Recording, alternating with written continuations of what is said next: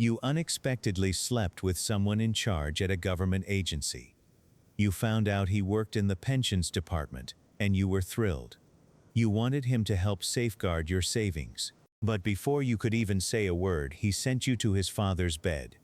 When you woke up, there was a 60-year-old man lying next to you. You screamed in absolute panic, and the man beside you woke up. He slapped you across the face and then flipped you under him. After it was over, he locked you in the bedroom. He tortured you whenever he felt like it. One night he got drunk, and you finally saw your chance. You ran and even took all his money with you. You escaped to the UK, hoping to deposit the money in a bank.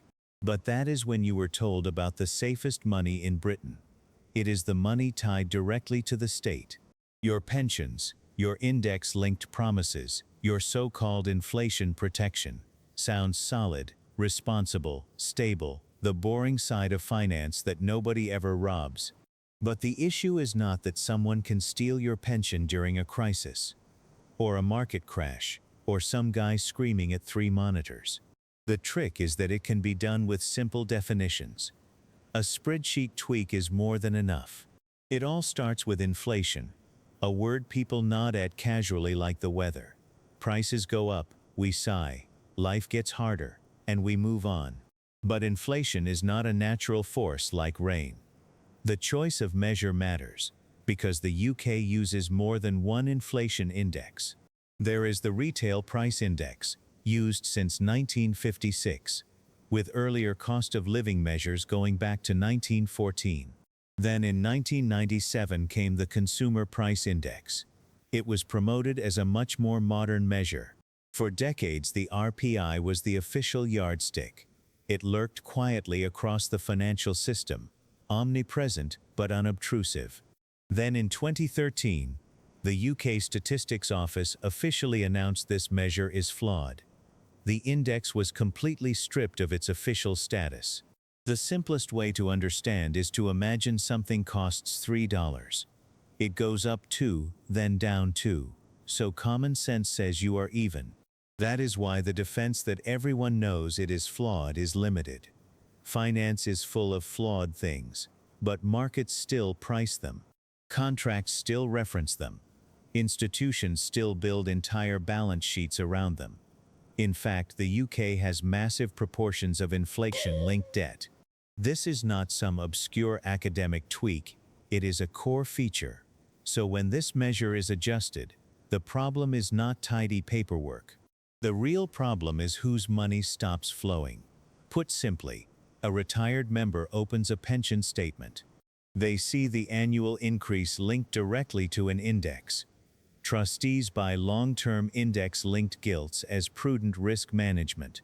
Staff accept lower pay today because future pension promises will protect them. The story of working hard and prospering starts to crumble right here. People are told wealth comes from discipline. Contribute monthly. Do not touch your pension. Just trust the system and be a responsible citizen. True, but the rules governing your assets can be rewritten after you deposit funds. This means your effort no longer determines your outcomes. The only thing that matters is who holds the rulebook. The person maxing out contributions is playing a completely different game. Different from the person setting the index methodology. Housing cost adjustments are a perfect example. It sounds technical, so most people just tune out.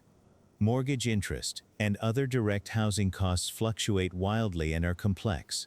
The owner-occupier housing cost uses a rental equivalence method, asking how much it would cost to rent your own home. Is it cleaner? Maybe. Is it smoother? Sure. But smoother for whom? The hierarchy is clear. People tied to weaker measures lose slowly. They lose in small dispersed ways, while debt issuers profit immediately and massively. That is why modernization is a key word. It masks wealth transfer. Small percentage changes on huge assets are never actually small. Most people do not lose money in a dramatic instant. They bleed slowly, through fine print they never bother to read. Delayed members of private sector plans may assume index-linked means protection. But protection against what? Pre-1997 service might be treated differently. It might be treated differently than post-1997 service. Some increases are capped at 5%, some at 2.5%. Some do not apply before retirement. Some wording dilutes impact. Others do not. It is the exact same label, but with wildly different results. First step: know the rules for each pot, not just your pension. Open your statement, screenshot the revaluation section, save it in a folder. Write a note about what your pension increase is linked to. Note what it is capped at, and for what years of service. It takes 2 minutes per plan. No forecasting, no panic, no pretending to memorize. If you are in the NHS, local government, or public schemes, do not assume they are all synchronized, because they are not. This is the trick. People hear a headline but apply it to the wrong contract. Next step is equally boring. Do not ask if you are screwed. And do not ask if you should transfer everything. Ask which part of your pension is still exposed to RPI-linked revaluation. Ask what is exposed to those increases after 2030. If the manual is not clear, send that question to the plan administrator. If they reply in jargon, perfect, because jargon is evidence. Save it, date it, and store it in the same folder. Policy changes are designed to sneak into technical language. Your defense is not smarts. Your defense is paperwork. It sounds basic to the point of insulting your intelligence, but basics are key. The old habit is passive trust. Pension exists, statements arrive. The numbers are abstract, and the drawer simply closes. The new habit is friction. Check each statement annually for index, cap, and wording. Same 3 steps every year. Repetition. Yes, that is how you stop slow erosion. So if you want to make a small move, do not fix the whole system. Just find that line telling you exactly how your benefits grow. If you already know your pension terms, tell me which index your plan uses. Is it capped, uncapped, or does it use more vague wording? The response pattern reveals who really bears the cost. This is the only commitment worth making at the end of the story. Not that you can beat the system, or that some secret trade makes money. Not that a clever spreadsheet will recover losses before Christmas. Feasible commitments are much smaller, but they are real. If rules can quietly change once, your survival cannot rely on some institution, or some index, some pension statement, or some assumption that someone thought about it. That assumption is exactly what slowly cooks people alive. The goal is not heroics, it is optionality, which is harder to trap. If you are still working, the next boring but necessary step is paperwork. Figure out which plan you are in, and which inflation measure applies. See whether there is a cap, or some hidden floor version.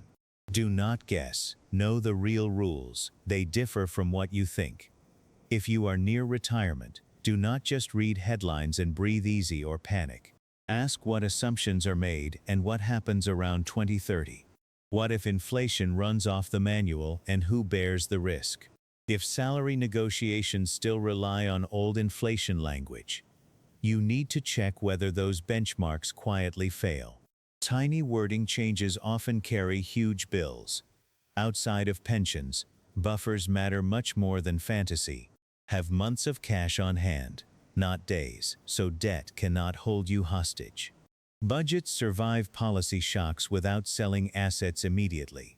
No flash, no headlines, no emoji-worthy surprise. But this is how ordinary people start real compounding. First, you must reduce the ways to get wiped out. Because this is what wealthy people never tell you. Wealth is not just built on returns, it is built on exit rights. On having enough space to say, no, I do not need to sell today. I am curious what you think. Is this a reasonable cleanup of indices? Or is it an elegantly disguised wealth transfer? If you have a pension, civil service status, or hold gilts, if you are planning life before 2030, where do you draw your line?